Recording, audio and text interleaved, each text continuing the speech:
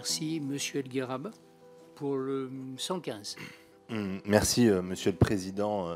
Je voudrais, par le biais de cet amendement, garantir la continuité du service public de l'éducation nationale à l'étranger.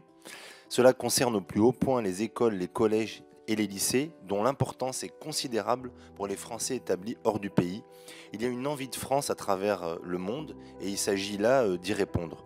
Le président de la République, M. Emmanuel Macron, a lui-même rappelé que l'enseignement du français à l'étranger sera une des priorités de notre action diplomatique et du rayonnement de notre pays.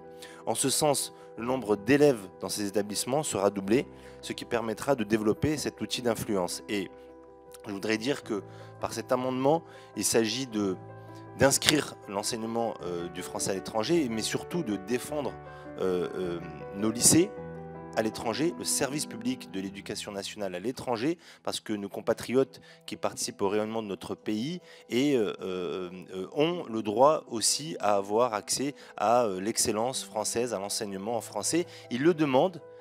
Je viens d'une circonscription où il y a une très forte demande d'enseignement, d'éducation à la française, d'excellence à la française, et je crois qu'il faut que nous soyons en mesure de pouvoir y répondre. Merci.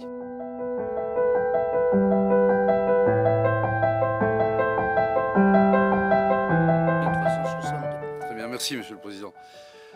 Sur l'amendement présenté par Monsieur El Guerab, alors bien sûr, la préoccupation que vous exprimez pourrait au fond donner l'idée que, au nom de la protection de la francophonie, on installe un droit quasiment universel pour tout citoyen français de pouvoir partout dans le monde accéder à l'enseignement en langue française. Ça, à la limite, ce pourrait être un débat de nature constitutionnelle. Je crains que les termes de ce débat ne soient un peu trop engageants financièrement et donc aient peu de succès. Mais en tout cas, nous pouvons sans doute néanmoins travailler et voir comment faire progresser l'idée qui répond à votre préoccupation d'ici la séance. Mais vous avez bien compris qu'à ce stade, c'est un avis défavorable.